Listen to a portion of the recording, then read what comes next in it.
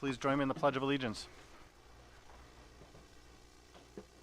Pledge allegiance to the flag, the United States of America, and to the republic for which it stands, one nation, under God, indivisible, with liberty and justice for all. This meeting of the East Troy School District Board of Education and all other meetings of the board are open to the public in compliance with state statute. Notice of the meeting has been sent to the media and/or has been publicly posted in an attempt to make the citizens of the district aware of the time, place, and agenda of this meeting. I make a motion to approve the amended agenda as it was posted. Second. Any discussion? All in favor of approval, say aye. Aye. Aye. Opposed? Agenda's approved. We have 2 meeting minutes, April 24th and May 10th. I'll make a motion for approval of the minutes in the April 24th, 2023 regular board meeting and the May 10th, 2023 special meeting. Second. Any discussion, changes, comments? Okay. All in favor of approval, say aye. Aye. Opposed? Minutes are approved. Public participation. Is there anybody that would like to speak tonight? Okay. Move on to the financial report. I move the approval of April 2023 payments in the amount of $1,778,995.62 and receipts in the amount of $615,473.44 as reflected on the financial statement.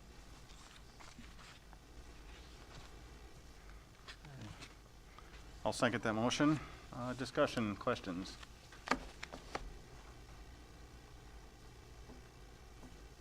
Like the healthy interest revenue. Mhm. Interest is nice. So versus our short-term borrowing, we're making more on our savings now, so. What is that Yes. interest on? Which accounts? The LGIP, which is a local government investment pool, as well as Citizens Bank, Okay, so it's our general funds. great. That was 51,000 for the public, 51,000 in interest at 4.8%, so that's good stewardship of public funds. Yeah, we do watch for the best interest rates between financial institutes as well, and try to make sure we get the most interest we can. Are they staying pretty competitive with each other, or are they? This last month, they were right on. They were both Okay. at 4.8%. All right. Nice. Any questions? Any other questions, anybody? Okay. All in favor of approval, say aye. Aye. Opposed? Financial report's approved. Discussion action items. First one is staffing resignations. I believe one is in your packet. Yep. I don't believe we have any more tonight. If we do, I'll turn to the administration on that. I'll read the letter on the one that we have. Dear Dr. Hibner and the East Troy School Board, I am writing this letter with an extremely heavy heart to inform you that I am resigning from my kindergarten position at Little Prairie Primary. I'm going to continue to take time to be at home caring for my little one. I'll never forget Little Prairie as the place I became a teacher in not one, but 2 positions. The place where I made so many amazing friendships that I feel like family, and where I can truly say I absolutely loved what I did and loved my job. I'm hoping this is just a see you later and not a goodbye as I continue to navigate motherhood. Thank you for the opportunity to work in East Troy. I'm hoping that when things settle at home, I will get the opportunity to come back to East Troy Community School District someday. Thank you for your support, Taylor Bertain. And administration, Lindsay's here if you have any questions, but I know that all of us say thank you to Taylor with great support for all of her professionalism and knowledge that she brought and just overall performance, and wishing her the best with her letter of resignation to be with her family. I'll make a motion to accept the resignation of Mrs. Taylor Bertain. I'll second it. Any discussion? Okay, all in favor of approval, say aye. Aye. Opposed? Motion carries.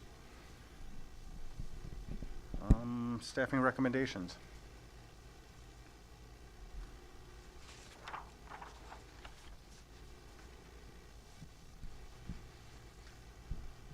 Hello. Right. I have one for special education teachers. So this is the position we've talked about that's been added through transfer of service due to the increased needs that we've talked about quite a bit. So Amanda Jones and I worked through this process together. We received 12 applications. We interviewed 5 candidates. Let's see, we held our interviews. Maybe she actually doesn't have that date on here. Back in April, we held the interviews. The interview team was Amanda Jones, myself, Kelly Fitch, and Kaylee Kohler, both special education teachers at Little Prairie, Jen Galvin, our school psychologist, and Sandy Day, a 4K teacher. This position will work primarily with our 4K students and teachers.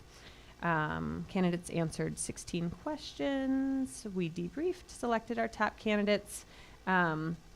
And the position was offered to Miss Haley Toman, who accepted the position in writing on May 3rd. And Haley comes to us, she is a UW Whitewater graduate with early childhood special education and regular education certification. She is currently finishing up a student teaching internship in Mugwanago at Prairie View Elementary there. She comes with some of the strongest recommendations from someone with the limited experience of a student teacher that I've seen in some time, but described as energetic, enthusiastic, and positive, really strong rapport with students, staff, and families, goes above and beyond, is extremely creative, willing to learn, a team player, and works well with others. So we bring Haley Toman to you for your approval. Make a motion to approve the hiring of Mrs. Haley Tolman for the 1.0 special education teacher role. I'll second. All right, discussion? So these budget neutral, right? Just so people watching know,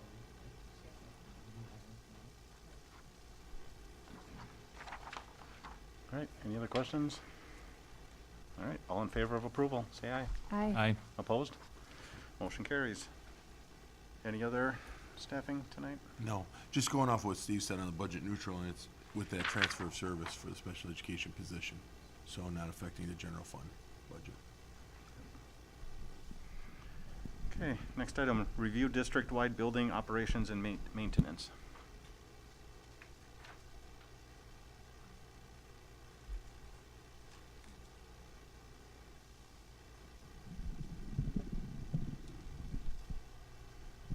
Is it on? Yep. All right. Well, I'd like to thank everybody for your time. It's great to meet you guys finally face to face. Gonna go over some basic information on our budget, how we develop our plans for preventative maintenance, what preventative maintenance agreements we do sign annually, and kind of what those numbers look like. The question was asked at one point if there's any way to kind of address some of the capital projects that PSI had specified in their report through our our regular operating funds. So this is going to kind of touch on that, I think. Oh, wait, let's see. There we go. All right. So some of the key takeaways from this that I hope you get out of our maintenance and operations under the maintenance and operations heading would be our budgeted amounts versus our actual amounts. Now I went back, I believe about 7 or 8 years just to kind of show you what our budgets were and where they ended up. Second part would be our annual preventive maintenance projects and our PM agreements, which are all paid for out of our operating funds. Kind of letting you know what they are and what the selection process is to come to the conclusion on what we're going to address each year. And then third would be the capital projects, which I know all of you are very familiar with. The PSI list is very extensive. Some of the costs that we've gotten budget numbers on so far, and then kind of is it possible to fund any of this out of our normal operating monies. So Object 324 is, it's one of our budget lines. The title of that is non-TAC repairs and maintenance. What this particular budget usually covers is all of our PM agreements and kind of those emergency situations. With the infrastructure here, we'll take the high school, for example. With our rooftops being the age that they are, there are a lot of things that come up that tend to be high dollar when you're looking at our rooftops, heaters, our boilers, anything like that. Now, the boilers were just recently replaced, which is one less thing for me to worry about, which is wonderful. So you can see kind of in 2016, 17, what we budgeted for, and everything is in the red. We've exceeded it, but we've kind of stayed, somewhat close within reason. Still able to balance that budget. Some of these years are substantially higher than others. If you take these, especially these bottom 3 years here, what the reason you'll see such a deviation in the amounts is, I was talking to Dr. Hibner about this, is a lot of that is ESSER funds that we received to tackle some of the projects throughout the district. So more typical numbers you would see is kind of the 16, 17, the 17, 18, like the 19, 20 budget lines. Object 327. So this is the budget that we would use for planned bigger projects. An example would be a large section of parking lot replacement, tennis court resurfacing, let's say a rooftop replacement if we can get something in there on one of the smaller ends. Those tend to be something that we can fit in those budget lines. Again, not being a reactionary cost, we can plan a little bit better. You can see that the majority of those budgets did stay in the green. We didn't go over. But again, big picture, all these budgets are part of the big piece of the pie, which is the entire operations and maintenance budgets. They help balance, those positive variances help balance the rest of the budget. So if you combine both those two particular budgets, accounts 324 and 327, you'll see that the positive variance that would have been created in the previous budget, Object 327, is kind of taken up by that emergency repair that we end up running into a lot of times here. Jake, can you go back to that Yes, really sir. quick? So, as Mr. Hernandez alluded to, and I just want to say, Jake Hernandez he's no longer new, he's been with us for over 2 months, but our building and grounds director and our district safety coordinator.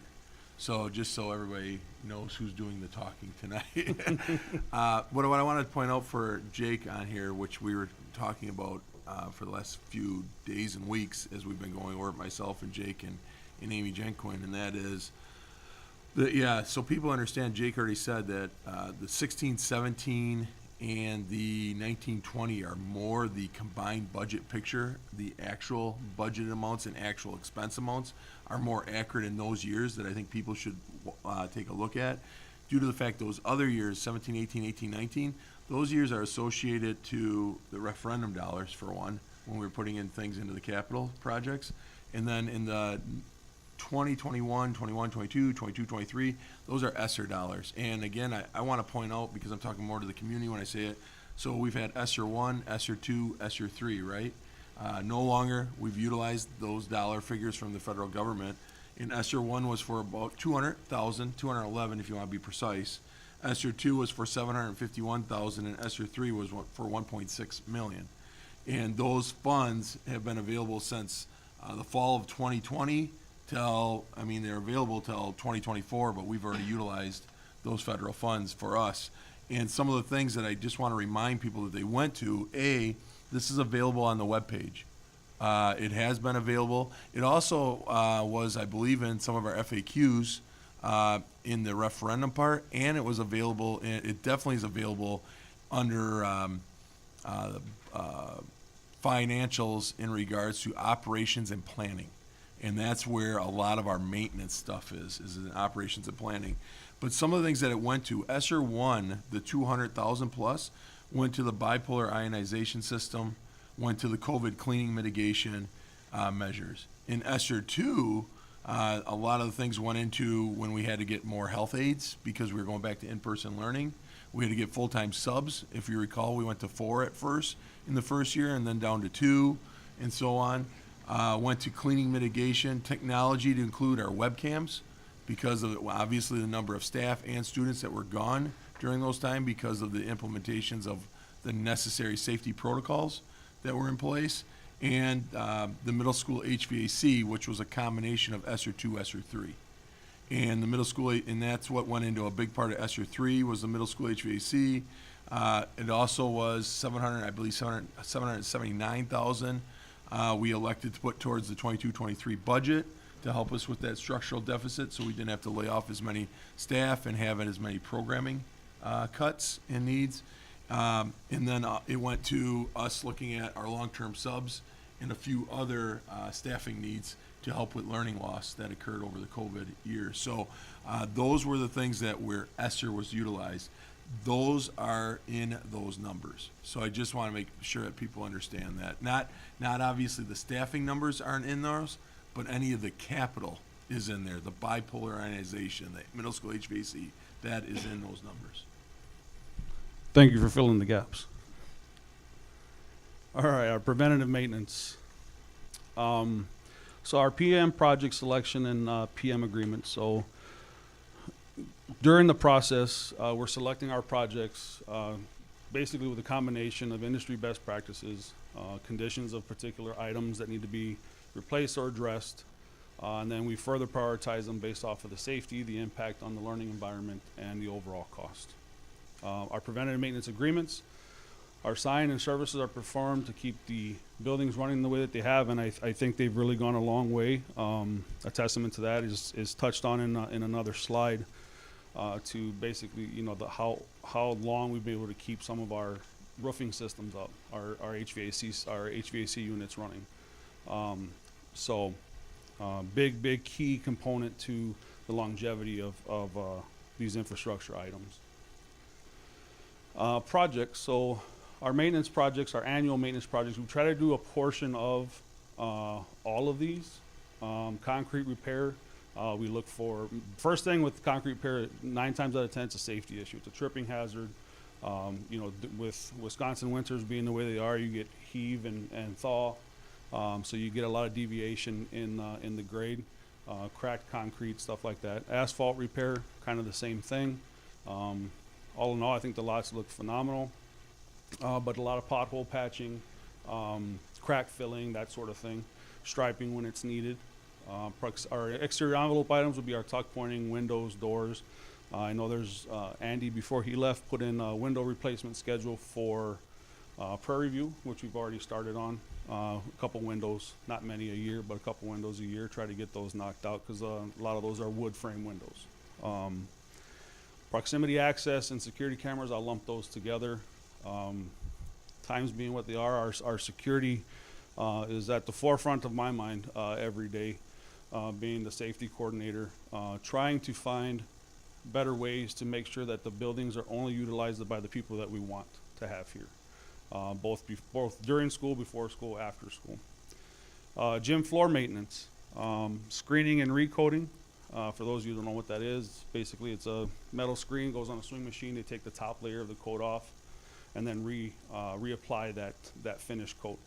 And then a full strip and repaint, which is a completely down to bare wood repaint, which is usually on a high school gym. You probably see that about every 10 years. Middle school, grade school gyms, you're going about 20 years, roughly. Ground maintenance, that's mainly athletic fields, fertilization, aeration, those types of things. For our contracted PM agreements, we are required by the DPI to have an integrated pest management system in place. That's done monthly. We do exterior treatments. We also do interior treatments, kind of as seen on a as needed basis. Try to mitigate the infiltration of our furry friends that like to visit our fields out here. Our HVAC mechanical PM agreement is very extensive. Now, this particular agreement, in my opinion, is the sole reason why a lot of your HVAC units have lasted as long as they have. They're very extensive. They address a litany of items. I actually have the PM agreement here for anybody that would want to see it. But it's what keeps these things running at the best shape that they possibly can. Controls, so our digital controls are also managed every year. We check for energy efficiency, so any changes that we need to make in that realm. Making sure that the system is running to the best of its capability, providing us with the absolute best return. Fire system services would cover sprinkler inspections,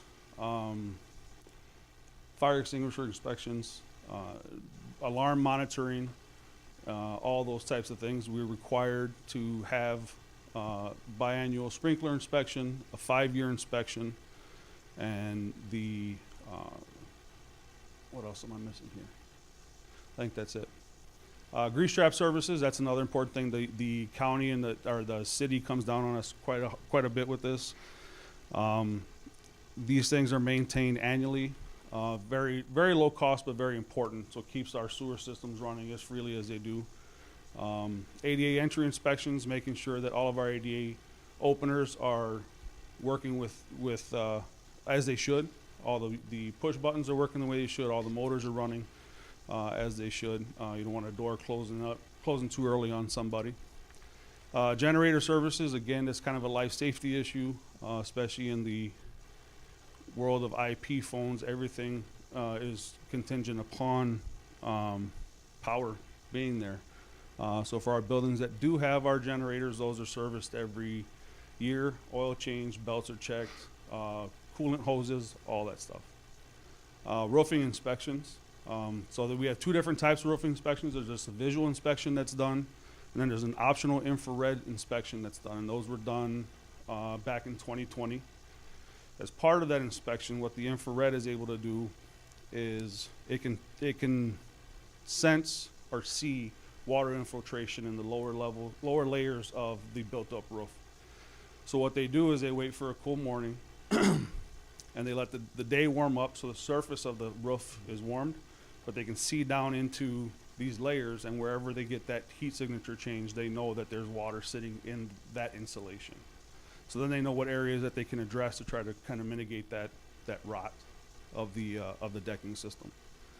Environmental management consultants is the company that we use for our environmental management PM.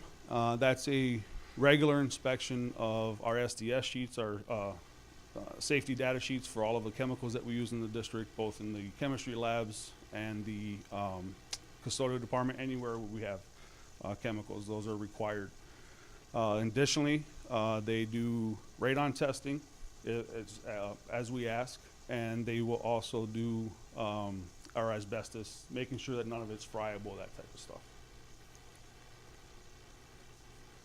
So the next few slides are a spreadsheet that I was able to find in some shared files.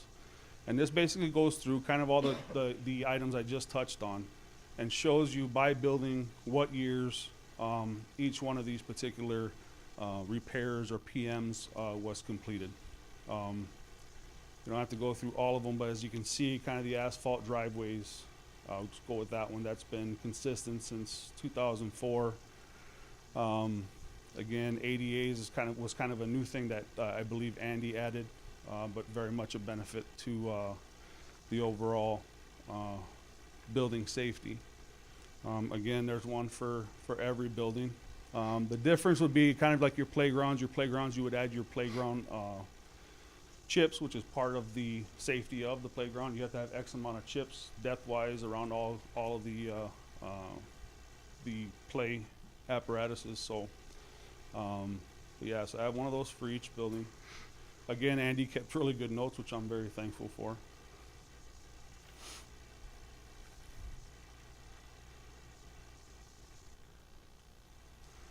So the proof of this plan effectiveness, in looking through some of the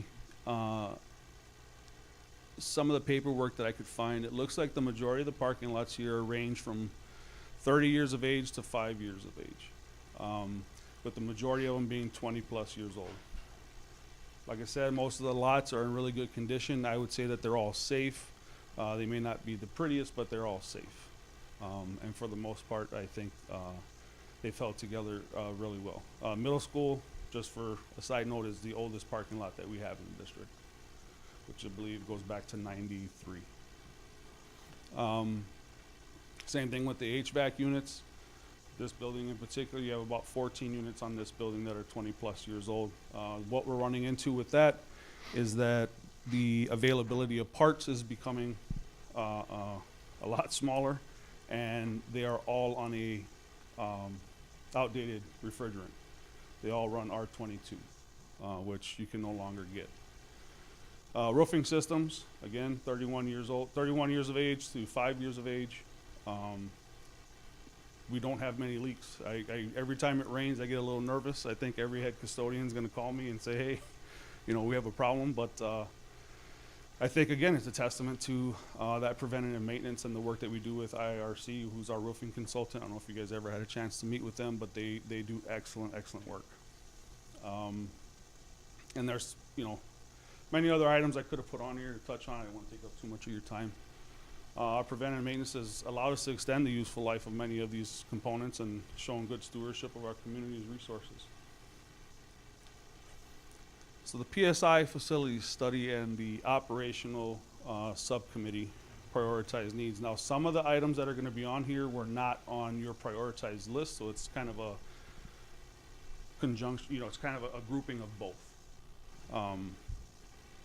So again, through some digging that I was able to find, historically these capital projects were identified through these annual inspections of the buildings, research on best practices and replacement intervals on various components. Again, there's industry standards for replacing certain infrastructure items. Current list that we all seem to really like, and I'm one of them because it's very, very detailed, is that PSI list.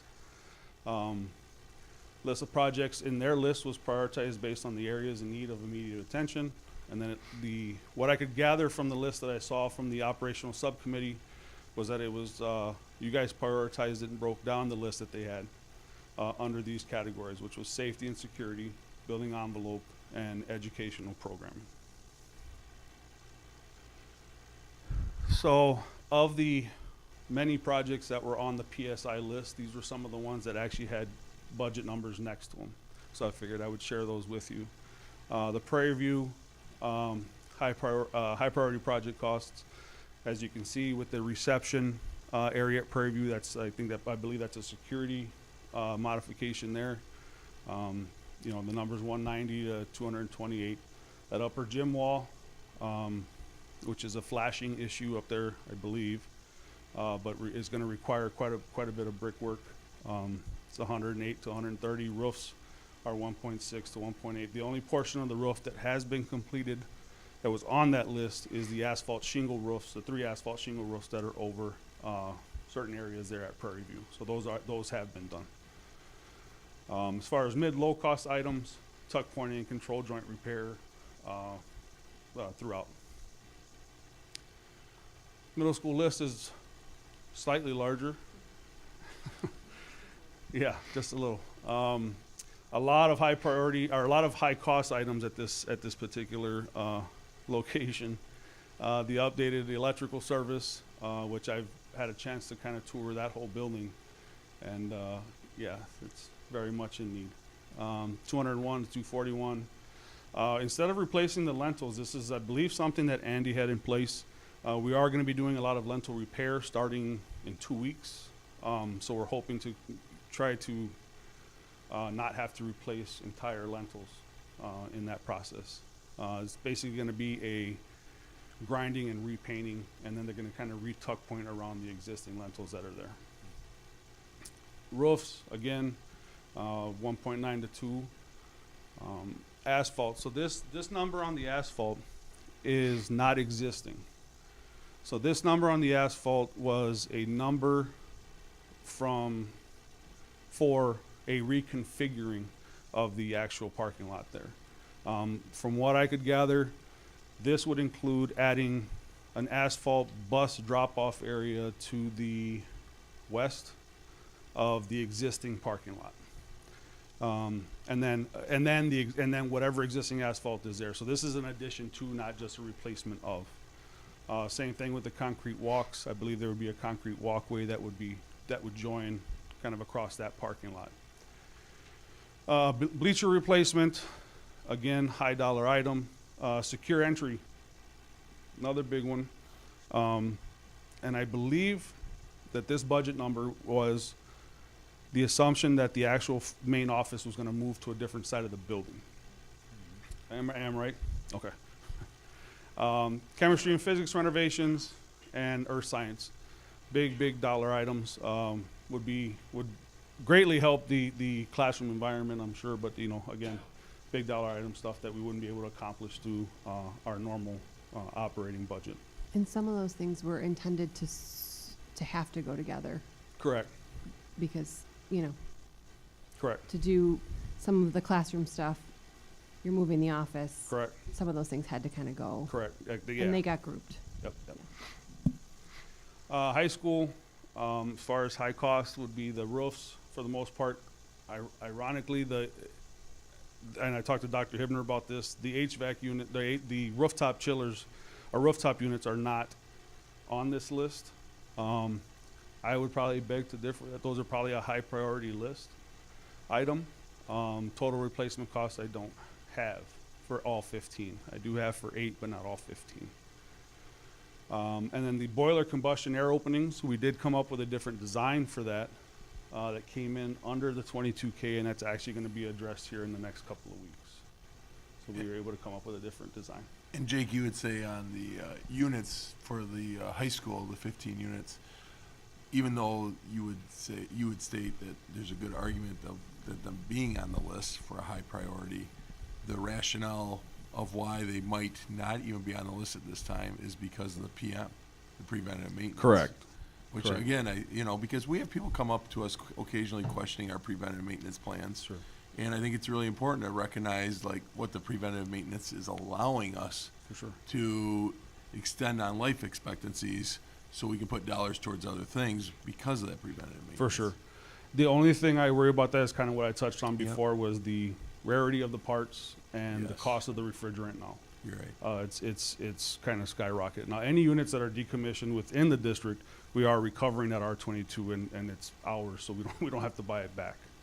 But it's over $100 a pound now. And these numbers are from, they're from early May of 2022. These numbers, which were rough figures anyways at the Right, time, sure. but as Steve knows, because Steve was on this operational subcommittee too, right? I mean, they had low, moderate, high range costs too, and they showed kind of where they thought the costs would be by 2023 to 2025 based on labor market and materials too. And obviously, there wasn't a single item in there that went down by 2025. Just The pointing it out. the numbers I saw all seemed to go up over that span. I think I saw the same piece of paperwork, about 8% annually. The only trade that would not give us a guarantee is roofs, because I think we all know kind of the roofing thing right now is insane. We've seen 10% increases a month in some instances, so they won't give any guaranteed pricing up until the day that the project starts. Dobec, same thing, common thread, the roofs, and then the control joints, which I have a more concrete price coming for that, definitive price coming for that. In addition to that, I've spoken with PSI and they are going to give us budget pricing on their entire list. I'm meeting with them, I believe, Thursday to kind of go over that with them. Okay, so the big question, how can we fund these projects with our current B&G operational funds? I gave a couple of funding options here. On the right-hand side here, the result of that option. Again, is there good that's going to come out of option? Sure, we'll get a project done or two. So the first would be halting all annual maintenance items to address portions of our high priority list. My fear with that would be deferring those maintenance items would cause some of those infrastructure items to deteriorate to the point of disrepair. And that's a real important point, I guess, I want to make, the cost of repairing as opposed to replacing. And I would very much like to keep everything in the repair side till we had the money to replace, because that cost is substantially different, obviously. Second option would be to halt a portion of the annual maintenance items and move some of those funds to help cover some of that high priority need. Again, deferring part of these funds would return minimal gains on our high priority needs and further place us behind in areas we deferred. Third option, generate available funds through a reduction in overall general operation and other general operations budget areas. Making these cuts would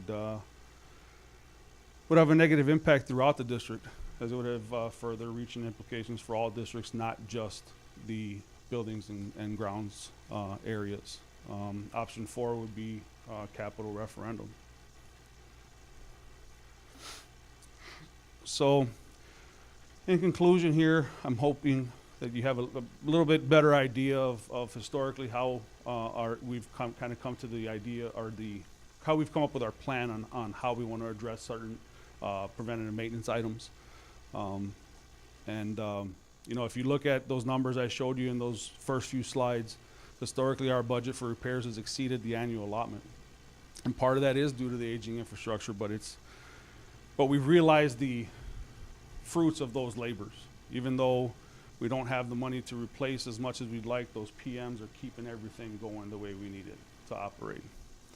Our annual budget for PM agreements and repairs are prioritized based on best practices. Again, kind of reiterating that safety impact on student learning. This methodology has proven to yield some good results. And then our current maintenance and operations budget is not robust enough to make a meaningful impact on the overall large-scale capital project needs. That's it for me. You guys have any questions?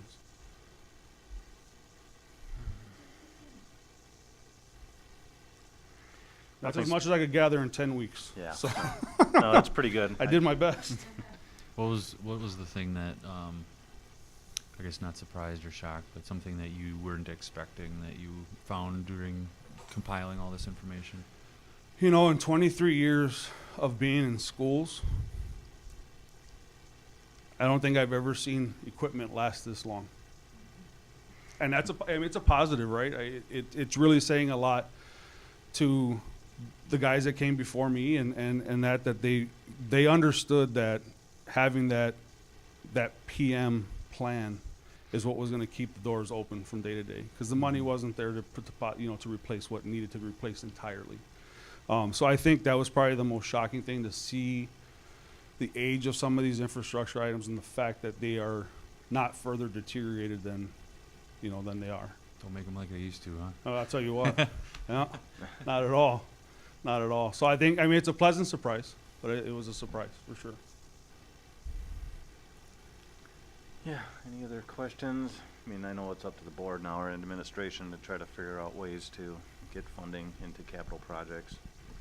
But that's gonna be a multi-meeting item. The No long ea- list. Yeah, there's no easy way to do it right now. I think one of the things we've talked about, the operational, or not the operational, I apologize, that's old terminology. The facilities subcommittee, I think, which will be with Steve and Dale and Jake and Amy.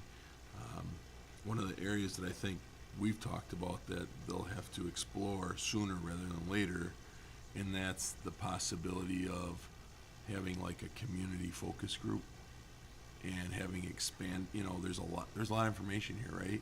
But now having a lot of other people understand it. And then working towards, and these were just some of the things that we've been talking about, working towards maybe helping others to understand those identified issues and challenges and needs of our district, getting feedback from them, and what are some other viable solutions that maybe somebody who hasn't been around it as much says, well, have you looked at this or tried this, and getting those solutions, and then exploring those solutions so we can have good dialogue about either A, this is why it does work or doesn't work towards, right, varying things, and then ultimately, in the end, that community focus group coming back and presenting information to the board again, right, and talking to the full board about where they've been, where they are now, and what they're kind of recommending the full board to consider going forward in addressing some of the capital projects. And I think one of the big things that I just want to say is all the things that were demonstrated up there tonight from a standpoint of the current operational budget of building and grounds from a capital side, right? And from all the large-scale capital needs that have been identified, and a lot of the ones that Mr. Hernandez had up there, right, are the high priority ones that have been identified. That's not the full-scale list of even all the high priorities that were within PSI, more or less the moderate and lower. Those were the highest of high that the operational subcommittee prior, that now is called the facility subcommittee, identified. And where I'm going with that is those are not about, these are not issues of capacity right now, where you see a lot of districts possibly doing like population studies, which I think maybe is a good time for us to maybe do one. I mean, that's something the facilities committee, subcommittee would have to decide, but I don't necessarily think it would be a bad idea for us to do a little bit of a population study of not only of our district, right, and usage, but of the community, the villages and townships, to plan accordingly as decisions are being made. I think that's really important for that long-term vision as well as short-term solutions. And we haven't done a population study since I believe it was year 2 or 3 that I was here. So I think that's pretty due time. I know the last time we did one was through applied population at UW-Madison. They do studies all the time for school districts and townships and villages, so and cities. So that would be something for us to consider. But I bring that up because we're talking more about maintenance needs of our current infrastructure, not future capacity needs. And I do think they can go together, proper planning, but I don't want people misinterpreting all of those needs as it's future planning for capacity. That's not future planning for capacity. That's just plain maintenance needs of our districts, of the infrastructure we have currently. So I think those are some of the things that we're talking about that I think the facilities subcommittee will be exploring and talking about, starting probably with the community focus group. And we've talked that really sooner rather than later, right? Something that needs to probably get rolling. And then wherever that goes and the timeline associated, it is a timeline associated, but probably definitely utilization of these summer months to really start getting some things moving. Some of the things rolling around in my head as we're walking through this, one of the things I heard with the operational referendum success a couple months ago was around how do we continue to ensure that the community feels really connected to not only our students, which is a huge part of it, but our property and our buildings and how we are inviting folks in. We do a ton of activities, right? But I'm challenging myself to think about what else can we be doing so that everybody feels just a little bit more piece of ownership to what we have here, right? I mean, what I saw was our community saying, we're not going to cut 27 people because we can't pass this referendum. We're gonna get behind the school and we're gonna do that because this is important. And we know the survey showed us that we had decent support in those capital questions as well. Mm-hmm. Obviously, we made a decision to only ask for the operational funding, but I'm just sitting here challenging myself for how do we continue to, building a little bit off of what Dr. Hibner is saying, but how do we continue to not only educate, but really involve the community in what's the future going to be? How are we going to do it? It was going to be, and it remains interesting to me to think about, if we had $2 million in capital funds every year, if that was a thing that you could have, a recurring capital referendum, and the community could say, every year you can borrow another, $2 million for these big projects. I'm making this up, this isn't a thing. But if it is, Amy, please let me know. Because obviously borrowing money is a different impact to every taxpayer, right, than operational cash that we need. So, but if there was a way to say, okay, you're gonna have $2 million additional for these big capital projects, how would we prioritize those? Like truly, how would we say, okay, we can't do the big ones that are more than 2 million because we only have 2 million that first year, right? So which one, and that kind of exercise around what does the community value, what does the community prioritize, how do we bring our perspective to that, to guide a little bit, to educate. That was the other thing talked about with the referendum, right? Was, well, they're still gonna come back and ask us for this capital money now. And, that's part of the conversation, certainly. That hasn't been a formal decision made, but none of these things are going away. So, that's some of the stuff, rolling around in my brain. I also heard a few times, we used to have the funding to pay for all this stuff. And people are talking about 50 years ago. That's really what they're talking about. They're not talking about a decade ago. They're talking about 30, 40, 50 years ago when budgeting looked completely different, enrollment looked completely different. Our ability to say, here's what we need this year to do this work, we had a different structure for how we could decide what needed to be taxed, right? So, but those are some of the things that we are also getting questions about or having to explain when people think, why do we need to take out a loan to replace roofs or replace boilers or replace, other big things? Because it was different, and we all probably didn't fully understand how it actually got funded either.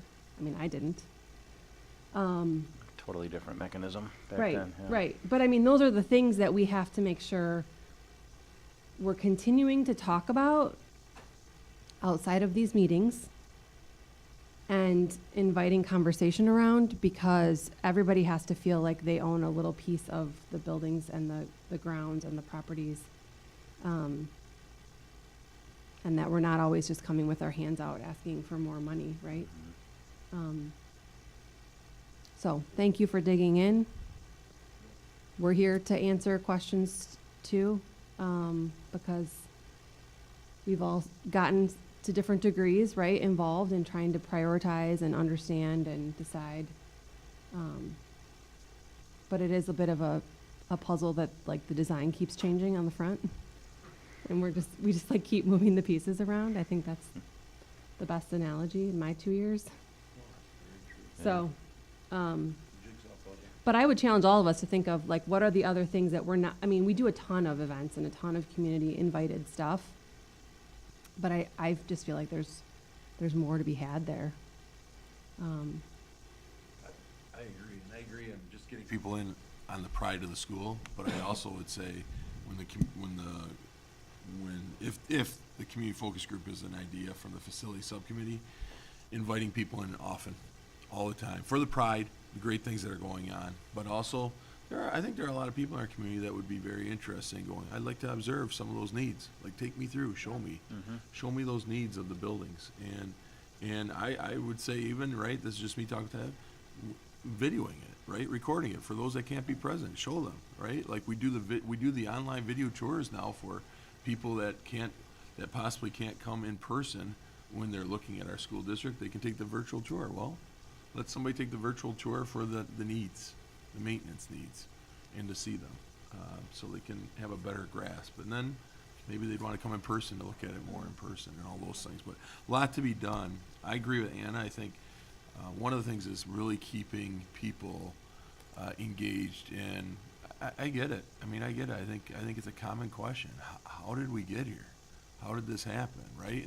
And I don't even think people say it in a negative they do sometimes, but I don't think they're meaning it in a negative connotation. Jake kind of asked me that question in all due respect, and he wasn't being negative towards anything of the past in our district. he was trying to figure out, like, how do these, how does it exasperate and become so compounding? And that's a great question, right? And I think some of the answer is, it's what happens ultimately. It's sooner or later when it works until it doesn't work. And we've said that a lot, right, about inadequate funding. I mean, I'm not trying to shift, but at one point in time, if you go back far enough, there weren't a lot of operational referendums. Now, you're gonna have to go back quite some time. But at one point in time, there was not a lot of operational referendums, but there were capital. And the reason was because it really wasn't supposed to be operational referendums. Operational referendums started occurring because of the mechanism that stayed in existence for so long. And then the funding didn't stay up in that mechanism. And then schools had turned to operational. Capitals have been around for some time, right? But operations of districts were never supposed to build a new building for a district or add on a new renovation to a district. That was always supposed to be through a capital. The issue is that communities are feeling capitals and operationals now. But that goes back to the mechanism that's in place. Yes, thank you. Thank you. All right, next item, approval of East Troy School Board meeting dates for the 23-24 school year. Yeah, it's just in your packet. We'll have these posted if you approve of it, so I won't go through all of them tonight if, I'm not trying to, but I'm more than happy to post them right away tomorrow. We'll get them posted so people can see them, but, as you can see on the list, there's 2 right now scheduled we do 1 a month usually, but 2 scheduled in August as always. Purposely, the one in October is scheduled late due to obviously the, certification, of tax levy and everything else. We have 2 in April due to the fact of usually budget going on and other statutes that need to be followed and timelines of that. And we always do later in April on the second one due to the fact of elections and board offices. So those are the preliminary ones, and then obviously we always set any special dates that are needed throughout the year. Okay. Yeah. Does anybody have the school calendar handy or I have my phone. no? Which one you looking up? This one's Oh, Oh, I did check that. These are not over spring break. Right? Isn't that late March? They're not, yep. I did check that when we were putting them in. Okay. So they do not conflict with any spring break. I didn't know that. And I will say for the record, so people have that, annual meeting is, as stated at the last annual meeting, but it's September 25th, 6 o'clock, East Troy High School. Make a motion to approve the school board meeting dates for 2023-2024 school year. all right, discussion? Okay, all in favor of approval, say aye. Aye. Opposed? Motion carries. Overnight field trip request.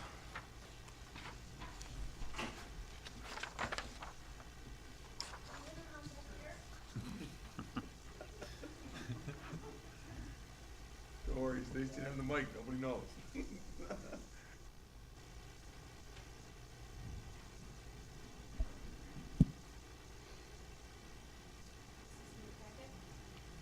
So FFA would like to go to the state convention, this summer. It is at the Land Energy Center, right up in Madison. We'd like to take 16 students and 2 chaperones. They also cordially invited some district representatives because one of our former students is the state FFA officer and will be speaking. So I'd like to take a group up there to attend the convention.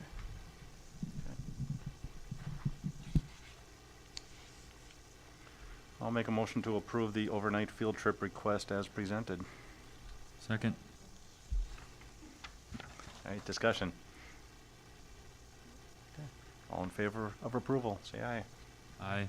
Opposed? Motion carries. Employee survey feedback.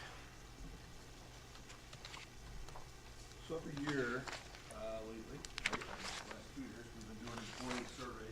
I would say all of our staff, right,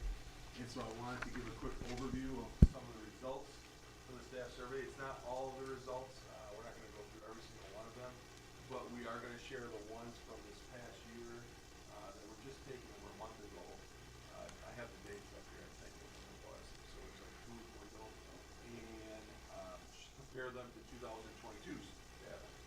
And then we, obviously, this is one of the things in our KPIs, our key performance indicators. So, for our strategic priority, we have 4 strategic priorities. The second one is a healthy organizational culture, right? And we go into more depth about what that means. One of the KPIs is the staff survey volume. So here I'm. There I talk about it. All right, and one of the things is the KPIs, the key performance indicators. So quickly, I would just like to kind of go through some of these so people can take a look at these. I'm very pleased with the survey results. Now, you know, I think a key question to a lot of people would be, all right, so that's a great key performance indicator. We love seeing the data. What do you think caused it? And we can have discussions on that, right? We have a lot of action plans since last year's data that we believe we've utilized to increase it. And I'm not going to deny it. I think one of the big things is the recent passage of the school referendum. I mean, I'm just going to say it. I think that had a big impact on some of the questions on how the staff responded. But I also do think there's other actions that have been done in the past year. I'll give an example. I think I formed an advisory committee with numerous representatives. I think that was great for me. I also think it allowed a lot of people to have a bigger voice in discussion. I know that our building level administrators do that all the time at their building level. So I think people are appreciative of having that voice in those things. The committee work that we brought up that went from operational subcommittee now to facilities, went to insurance committee, the salary committee, those committees that are going to be now in existence, that came from last year's data. And so those were then actions that came out saying, let's form these committees so people can understand these areas more and we can share more detailed information and maybe do some surveys on it to get more detailed feedback. So I think all those things have helped a lot, and I'm appreciative of all the work of everybody who's done that. Again, it goes to our second strategic priority, which is collecting data and feedback, obviously cultivating a healthy organizational culture that supports and values ongoing learning, voice, relationships, communication, joy, happiness, compassion, self-reflection, gratefulness, and results. And I'm going to tell you what, right? It sounds great in theory. It's not always easy, right? It's not always easy to have that positive culture that does all those things. There's nobody who I think would dispute this, but there are a lot of things that have to happen sometimes that you go, that's not going to make everybody happy if we make that decision. That's not going to make everybody just jump on board about saying great things about our district and our organization. But the reality is, then we've got to communicate why we had to do that. And I think people understand it more the more they are front-loaded and not surprised, right? And we recognize that. National trends, these were trends from last year. So if I updated this, I did. There, 2022. That's perfect. I didn't know I had that on there. So 2022. So these were national trends last year. I'm still waiting to look at the trends for this year of 2023. But these were common things that were last year that we were pointing out that I think were really important for us to recognize and understand. I mean, if you look at this, 55% of educators, this is last year, nationally, now indicate they are ready to leave the profession. 76% of educators feel a lack of respect from parents and the public. 30% of teachers nationally say they are satisfied with their current position. 30% only last year. Enrollment, as we know, in undergraduate teaching programs were continuing to decline, and that is true still. And prior to and during the 22-23 school year, East Troy School District had turnover of 77 staff. I would actually increase that to 80 now due to resignations and retirements. Of those, 41 were certified licensed staff. So we know those were, and that obviously, so national to our local district, there were challenges going on coming into this year. And so hence, we recognized we had a lot of work to do to just keep to retain employees and to attract employees. So with our staff survey this year, we'll look at it from a standpoint of 2022 data on the left, 2023 in the spring this year. I love this one right off the bat because even though with all the challenges even last year, and a lot of those challenges still exist this year nationally and even locally, I feel good about working in public education is still a strong amount. A strong amount of people still want to work in public education and still feel good about working in public education. So I feel really good about that one. Moving forward, I look forward to going to work most days. We're up to 91.8% of people looking forward to going to work most days. With last year, it was 80.3%. So we've gone up from 80.3 to 91.8. Also, I love it that we have nobody in a strongly disagree at all for 2023. That, you know, yes, we have some people in a disagree, but it's gone from 17.6 disagree last year to 8.2. Obviously, if you're not looking forward to going to work, then it's really hard to do your job well. I'm a firm believer of that, right? And I'm the first one to tell you, it doesn't mean you're going to have 10 plus days every day, like on a scale of 1 to 10, you're a 10 plus every day. Come on. You're in a great profession if you have that every day, and I admire you for it.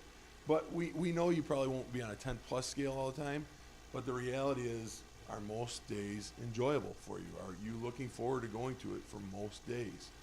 And then hopefully on that one day in which you're not having a great day, hopefully the people you work with are, and they can bring you up on those days. Staff innovation in the district is encouraged. I'm happy to see that this has gone from 85.2% last year in 2022 to 92.5% this year. Again, we went from a strongly agree of 21.8% last year, and we're up to 36.1% strongly agree this year. So nice to see that the strongly agree is also increasing besides just the overall strongly agree and agree. I am motivated to do my very best at work. If you'll notice, we went from a strongly agree last year of 35.9, and now we are at a strongly agree of 49.7% of people feeling that they are motivated to do their very best at work. I believe my pay is fair for the work I do.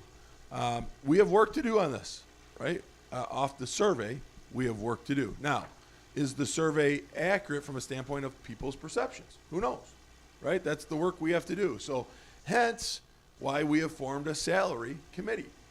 And we are going to look at this. And we're going to take a more in-depth look at this, and hence why we're working with Baird now to get some data on looking at it from a comparable standpoint, and looking at it from like a beginning wage to a middle wage to a high-end wage, and in all positions. So I believe my pay is fair for the work I do.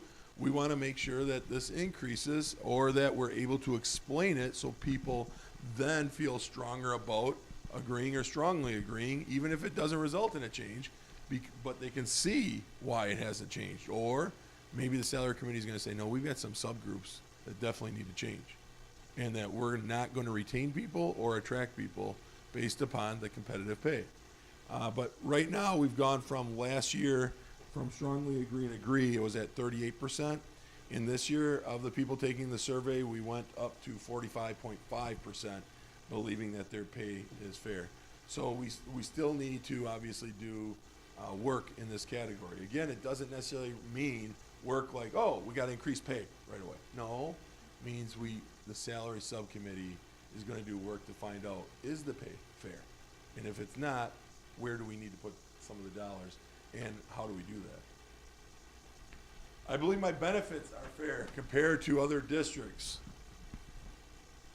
Last year, that's not up here, I apologize, but last year in 2022, it was for a strongly agree and agree that was at 61.9%. This year is at 65.3%. I think a fair question would be for people to say, was this taken before we had to discuss the change in our plan for insurance? No, this was taken after that date. So it went up from 61.9 to 65.3, and even after we made the decision to have to make a change on the insurance plan. So I think that's a positive thing. We need to continue, right? Obviously, we're going to continue to look at the benefits. We're going to look at them in a comparison to other districts. Again, this is people's perceptions. I'm not saying that some people who take it might actually have factual information. They might be comparing it themselves to another district where maybe a friend works or a spouse works or a significant other works. Rightly so. But we're not just looking at one district. We're looking at comparable to a lot of districts, especially relative districts, right? I'm not too worried of probably losing a large amount of people to a district way up north. I understand there might be a connection by one staff member maybe to go back home or something. I get that. But I'm more concerned about within a 60-minute, 60-mile radius, how are we comparing to other districts? I feel respected and supported by my direct supervisor. So this is not necessarily, so this is Dr. Hibner. No, that would be, there are some people who've responded on that because I am their direct supervisor. Mr. Hernandez is a direct supervisor to a certain number of personnel and employees in our district. Mr. Motorak is a direct supervisor to a certain number. So Mr. Motorak is a direct supervisor to some, right? And Mr. Motorak has a direct supervisor. So you're looking at this in a multitude of ways, all very important to us, right? I took this one. Who's my direct supervisor? You're looking at, right? So I filled out this survey, absolutely. So we all are supervisors, and a lot of us, and we have direct supervisors. So I feel respected and supported by my direct supervisor. Last year, 82.4% said they strongly agree or agree that they felt respected and supported, and this year we are up to 91.2% feeling that they strongly agree or agree that they feel respected and supported by their direct supervisor. There's a nice trend, if people are picking up on, from last year's data to this year's data. I feel I am appreciated by our parents. 70.4% last year said they felt that they were appreciated by our parents by strongly or strongly agree to agree. And this year we are at 85% of people feeling appreciated by our parents. Also, we went from a 12% strongly agree last year to 16.3% of strongly agree. I feel I'm appreciated by our community. Obviously, one of the largest differences from last year and largest ones of growth. From last year, we had 7% say strongly agree. We are at 10.9% this year for strongly agree. But if you take strongly agree and agree of last year, we're at 44.3%. And this year, for strongly agree and agree, we have gone up to 74.9%. So again, I'm going to say that again. Last year, for a strongly agree and agree, and I feel I'm appreciated by our community, we're at 44.3%. And this year, we are at 74.9%. That's great. And I love seeing that. Our community deserves to feel that. And I'm happy that our staff recognizes that and felt it. So congratulations to both subgroups in that. I think both are well deserving of it. A few of the other ones that I wanted to point out that I did not put in the chart, but I think are important, is my work is similar to what I expected when I started working in the East Troy Community School District. I just felt that this one was really important due to the fact we often talk about how the work is changing a lot. And it's good for the work to change when it's because it's pushing us forward. But I think a lot of people also would tell you they feel that what they originally got into for the job they were going to do and the responsibilities has changed drastically from what their original responsibilities were, and not always for the better. That they feel maybe more is being put on their plate, right? And responsibilities that they weren't necessarily thinking they would have to do when they first got into that, whatever that position is. So in 2022, 60.5% of our staff stated, who took the survey, said they thought that the work was similar to what they expected when they started working in East Troy. So 60.5, obviously not nearly close to 100. I would say I'm proud of, in 2023, 77.5% now say their work is similar to what they expected. Again, why is that? I mean, in all due respect, we did have a large amount of turnover last year. I mean, let's just state an obvious fact. So we did have quite a few new hires come in. And of those new hires, the good news is, are they feeling that this first year their work is what they thought it was going to be? Now, I would say if that is accurate, and I'm not 100% saying that's what it is, but if that's accurate, we need to help to work towards maintaining that. We need to keep that, where it's not, the longer you're in it, the more you feel you're getting farther away from what you originally wanted to do. So we need to keep a pulse on that one, I think, a lot. Another question, I am able to maintain a healthy work-life balance. I think this is a crucial one for people, and I'm glad we survey this due to the fact we always talk about that, you can't be successful at work if you're not successful in your own personal life, meaning from a standpoint of feeling good about what's going on. I don't mean like you have to have success, but you have to feel good about what's going on in your personal life. We talk about this in the administrative team a lot, that when all of us started our positions, we always had a mentor, somebody who would tell us, and almost all of us agree, that we had a mentor who would say to us, the job is very manageable and doable if your personal life is kind of all in order. If your personal life's not in order, good luck. We all say that we've had a mentor who would almost always tell us that. And that, I think there's a lot of truth to that. Like, when the job is really hard for me in my professional career, if things aren't going well in my personal, which there has been times, I tell you what, it feels overwhelming. It feels overwhelming, right? Because you just are feeling overwhelmed on all facets of everything in your life. And I think it's really important for us to remember that. I don't mean to be up here preaching or giving advice, but you know, I do think it's really important for us to be less judgmental and more curious. A little Ted Lasso there, all right? I think we need to be less judgmental and more curious. And I think we need to remember that everybody has something going on in their life. Everybody. So we've got to remember, like, there are different things going on that we might not know that's going on in someone's life. And that might be why they're acting the way they are. And so it's just really important for us to, I am a firm believer that. That's not Ted Lasso. I just believe, like, try to figure it out and give a little more love before you give a little more cynicism. I am genuinely happy at work. 2022, 81.6% said they were genuinely happy at work. In 2023, 95.2% of our staff say they are happy at work, genuinely happy at work. I have a voice in my area of responsibility. We talk about student voice all the time. Student voice. But I am a firm believer we have to have, right, staff voice. And I'm not just talking, when I say staff voice, people always think, yes, it's important for our teachers to have a voice. Yes, it is. I'm not just talking, it's important for our support staff to have a voice. It's important for everybody to have a voice. You know, like, I want my voice to be heard, right? So I have a voice in my area of responsibility. The key is in my area of responsibility. I'll be blunt on that. In my area, right? Let's not go random and rogue, okay? In my area. And in 2022, 80.8% said, yes, I have a voice in my area of responsibility. In 2023, 93.2% believe they have a voice in their area of responsibility. And I'm thrilled with that. I think that's great for us to hear. So, with all that said, I just want to leave it at this, and that is, so what next? You have all this data. Well, same thing that we did last year, and that is, we don't just look at this data from an overview at the district lens. I just gave you the district lens. But what we will do is we break it down now to all of our different subgroups.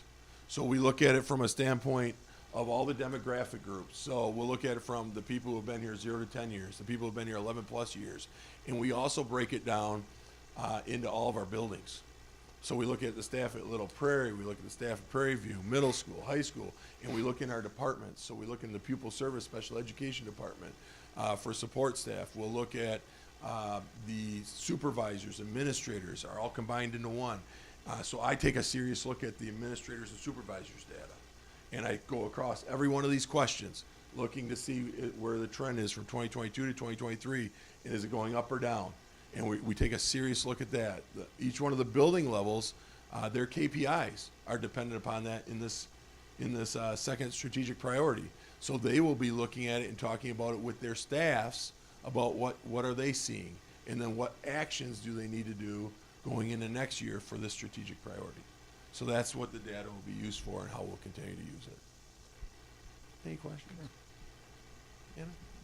I have two things. The other thing, you kind of touched on this, but it struck me, you know, we do have so many new staff members this year, right? So improving in many of the questions is great. New staff brings all new perspectives, and that could be positive or you know, in ways of struggling or, you know, not having good answers to things. So it could have looked either way, but it's another dimension to the data, right? It's a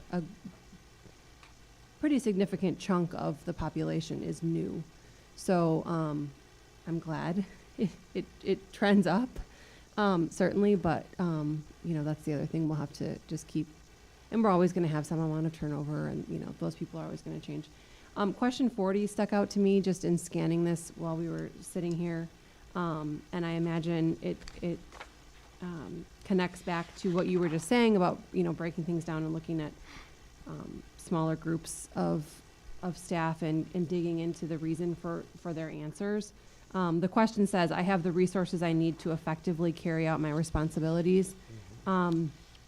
Strongly agree, and agree is about the same as it was the year before. I think it's maybe slightly up. But still 11%, well, 13% said disagree or strongly disagree. And there's a few anecdotal reasons here, and I'm sure that's not the whole story, but I'd be definitely curious to dig into that a little bit more and make sure we understand, you know, I mean, I'm assuming I'm allowed to read this out loud, right? I mean, one of the bullet points talks about how much grants and outside funding are key to what they're able to deliver in their classroom. And obviously that's, you know, dollars that aren't guaranteed, and certainly would leave me with some amount of trepidation in terms of being able to do what I would want to do in my classroom if I was ever in that position. So I hope to hear more about some of that as we dig into those. And I find that one interesting. Is this on? Hello? Am I on? All right. Yeah. I find that one interesting from the standpoint too, again, right? This obviously was taken after the successful passage Right. of the operational referendum. Right. Yet it's similar to last year when we had Right. not have been successful. So what is it on that resource side that makes people need and feel uncomfortable that maybe might not be there? And some of that, like you said, might be the uncertainty of grants, right? Or just the uncertainty of the referendum, right? Because there's a 3 years timeline on it. So I think Yep. all that's really important.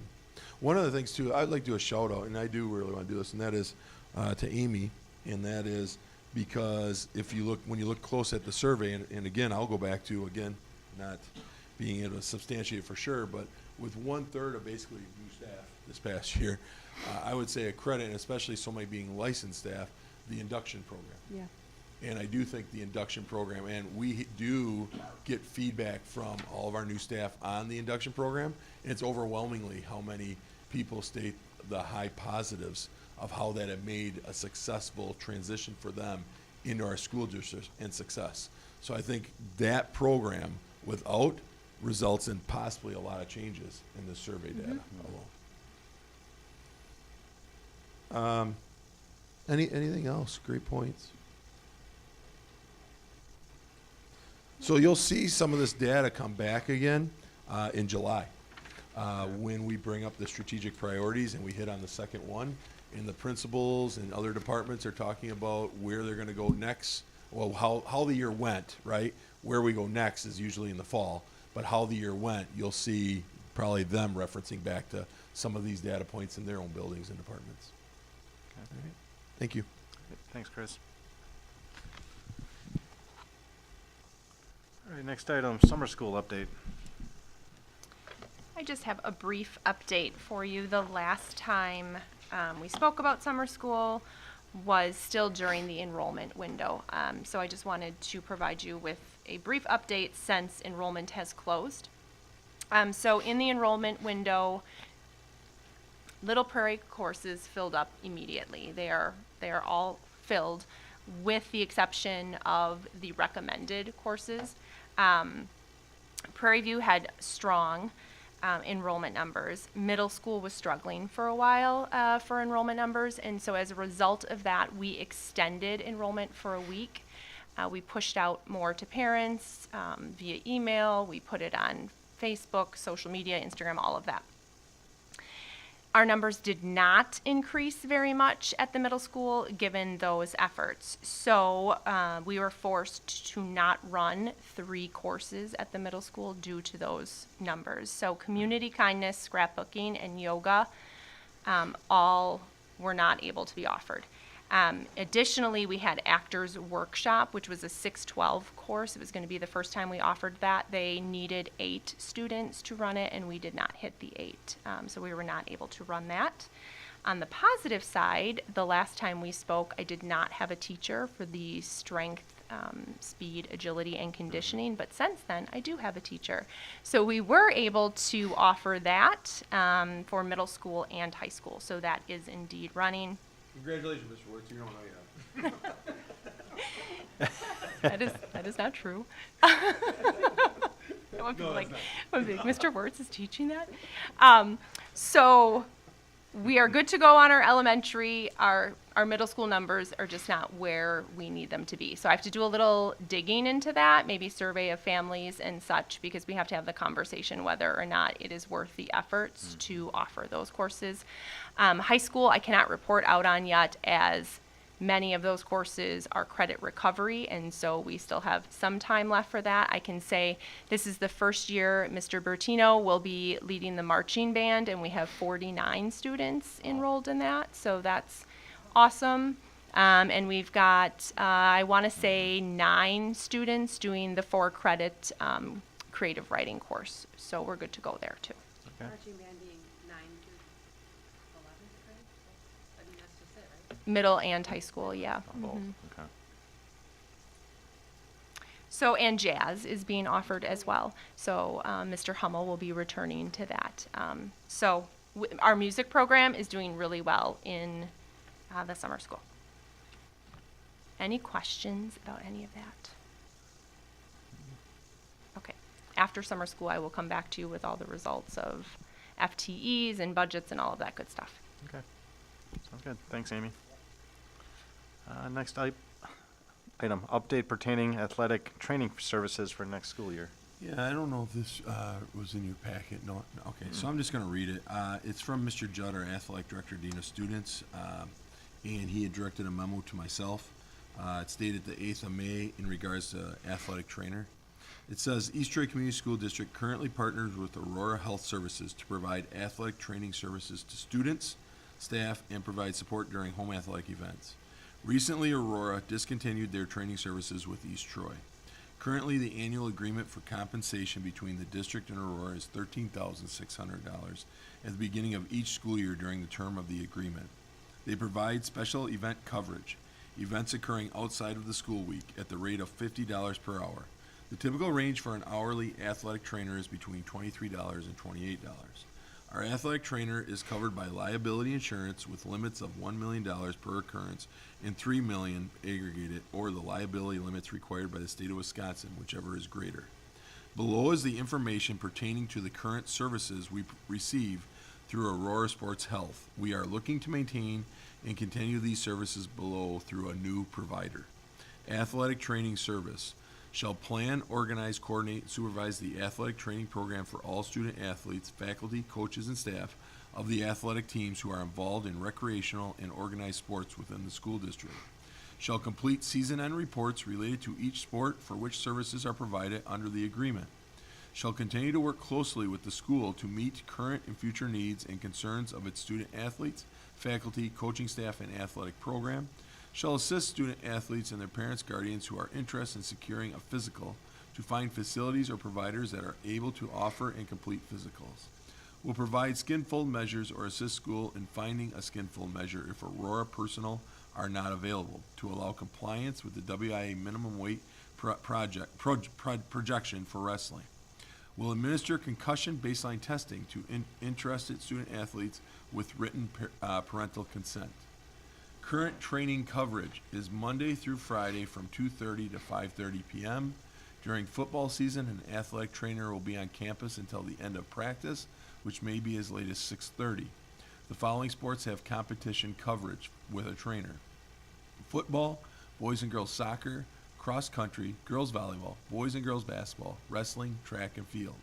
In addition, WIA conference tournaments, regional competition, and sectional competition are covered at no additional cost. This is Mr. Judd again, it is my recommendation that a contract or hourly position for an athletic trainer continues. There is a need for this position as it pertains to the safety and well-being of our students. Concussion protocol and typical sports injury, example, rolled ankles or pulled muscles, care and prevention of enhancing these injuries is important for the physical well-being of our athletes. I've been in contact with Pro Healthcare of McWanago and working with them to obtain a quote for Pro Health to potentially become our provider. I will provide you with additional information pertaining to the quote from ProHealth when we receive it. Regards, Aaron Judd. And so I just wanted to bring that to the attention of the board and to the community. It's informational due to the fact I would agree 100%, we need a trainer. But it's one of those issues, just like many others, and that is the supply. So we're going to try and work through it, but I wanted to bring it to your attention due to the fact we'll see what we can do. Hopefully we're able to get a full-time, as we've had in the past, to cover the same coverage at least. If not, we'll come back and talk about what our other options are. Okay. All right. Reports. Dr. Hibner. Just graduation ceremony, June 4th at 1 o'clock for anybody that can attend for the board, and please let Stacy know if you're able to. And I just want to wish, because our next ceremony won't be, our next board meeting won't be until after ceremony, congratulations to all the seniors that will be represented at the ceremony. And for those that maybe can't make the ceremony but still are receiving their diploma, congratulations on successfully completing your 4K through 12th grade years. And I say that in all due earnest, that I know everybody views it as a high school ceremony, and it really is, and congratulations to all the high schools everywhere. But it really is a ceremony to me, about a community ceremony and a parent family ceremony and an entire district recognition. Being a former elementary principal, I always would say that to my staff, that you don't oftentimes get to see the reward of all the work that was done at your level. And so I always used to encourage them to attend different ceremonies so they could see the reward of their first grade student now at 11th or 12th grade. I thought it was really important. So just that. And my final thing is shout out to the East Troy High School Drama Club for the murder mystery that they put on. And congratulations to all the students that were involved, and to all the other individuals that were involved in helping to put this on. So thank you so much for that. And that's it for me. All right. Thank you. Amy, have anything to add tonight? I do. I just want to give you a little, oh, I'm sorry, Other Amy J.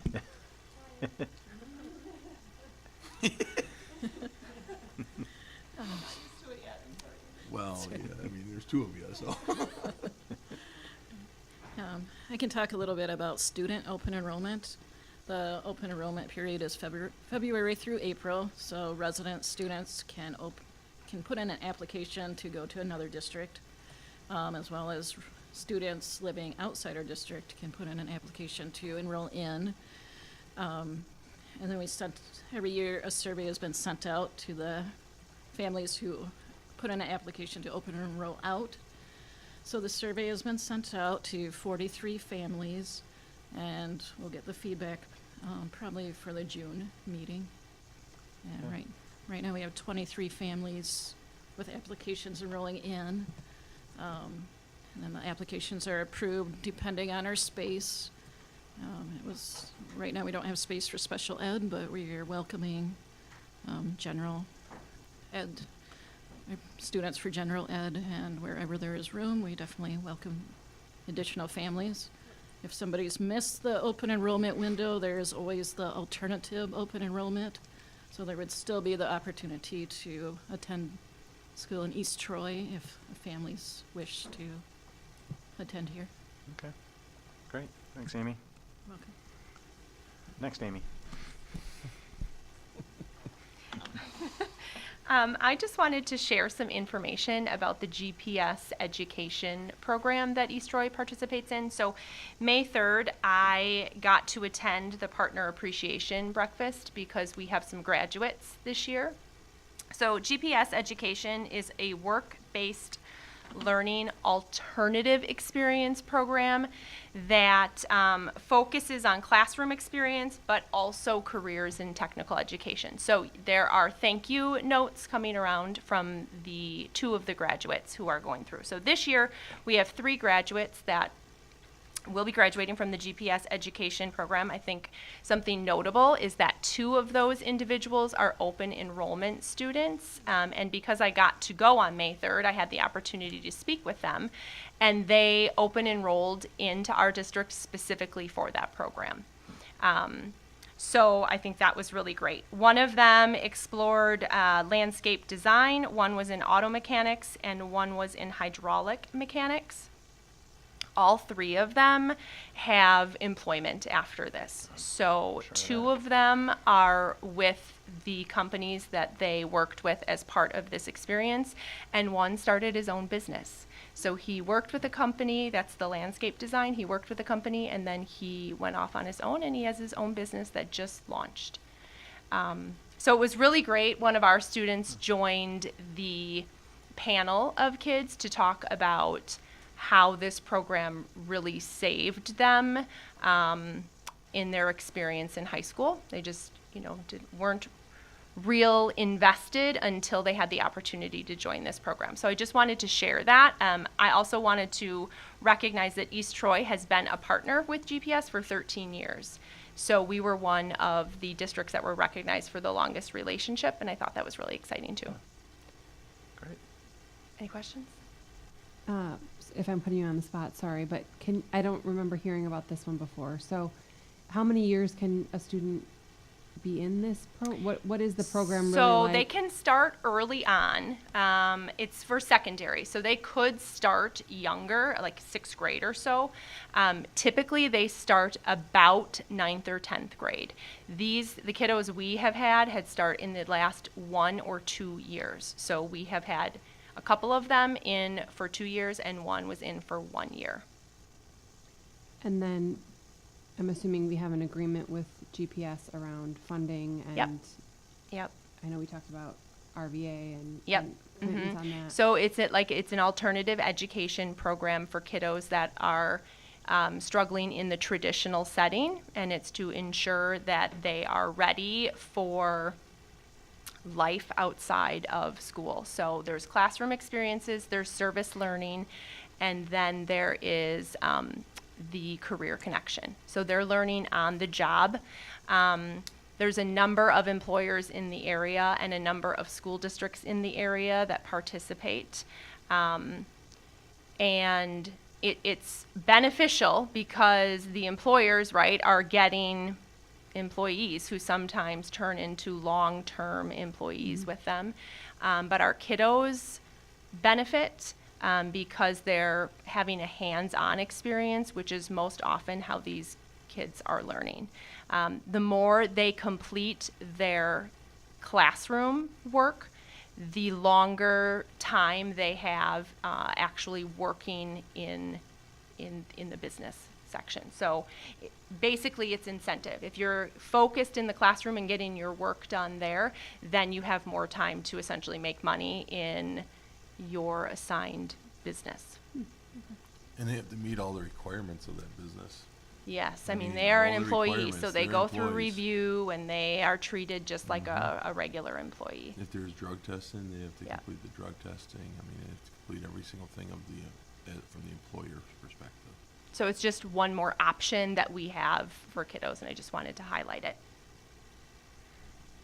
Sounds great. Thanks, Amy. Amanda's not here, but there's an item on here about the SRO. Yeah, just welcoming at the end of this year our current SRO who's been with us some time, Aaron Hackett, Officer Hackett. I'd just like to say thank you for all of his years of service, not only as local law enforcement, he'll continue to be on the local law enforcement, but obviously we'll be transitioning the SRO. It's always been intended for the SRO to transition every few years between ourselves and the local police department due to the fact of having new people making connections. And so I think it's a smart idea due to the fact that it allows hopefully the police department over numerous years to have a majority of their police department having had made connections to a lot of students on a 4K through 12 perspective and families. So I just want to say thank you to Officer Hackett for all of his years of service and helping us, most importantly helping the kids, and then welcoming Officer Michael Kane to our district. So Michael Kane is a father in our district, was very much, I think, excited about the new SRO position. He's already been transitioning with Officer Hackett. I think he's had a chance to meet numerous people already. And so this summer, we're going to work with our contract that we have with the village and allow Officer Kane to have transition time over the summer too. obviously to have success in the new position, and to allow him to go to necessary trainings with the SRO position.